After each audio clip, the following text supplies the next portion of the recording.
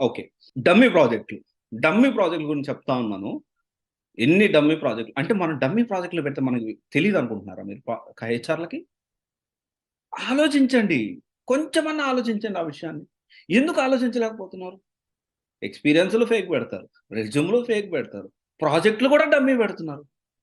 ఆన్‌లైన్‌లో ఏదో ఒక ప్రాజెక్ట్ తీసుకొస్తున్నారు, పెడుతున్నారు. ఆన్‌లైన్‌లో ఇంకో ప్రాజెక్ట్ తీసుకొనొస్తున్నారు, పెడుతున్నారు. పెట్టి అంటే అర్థం కాదనుకుంటున్నారా?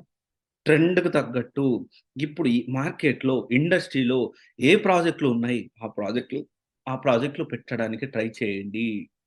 ఫైండ్ ఔట్స్ చేయండి.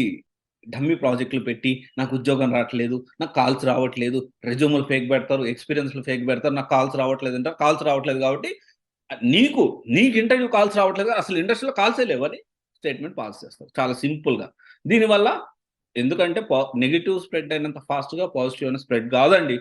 100% వాస్తవం అండి ఇది. అర్థం చేసుకోవాలి అందరూ. చాలా ఈజీగా స్ప్రెడ్ అవుతది.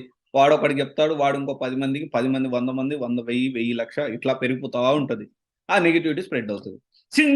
సిన్సియర్‌గా ఎవరైతే ప్రయత్నం చేస్తా ఉంటారో వాళ్ళు కాన్ఫిడెన్స్ కోల్పోతారు. ఎందుకు సిన్సియర్‌గా అని చెప్పి నేను నవ్వుతున్నానంటే, అంటే తాను చెడిన కోతి వనమల్లె చెడిపెనన్నట్టు, వీడు చేసింది ఏదో డమ్మీ ఏదో ఫేక్ ఎక్స్‌పీరియన్స్ పెట్టాడు. వేరే ఫేక్ ప్రాజెక్ట్‌లు పెట్టారు. ఫేక్ రెజ్యూమ్‌లు కూడా ఆన్‌లైన్‌లో టెంప్లేట్ తీసుకొచ్చి పెట్టాడు.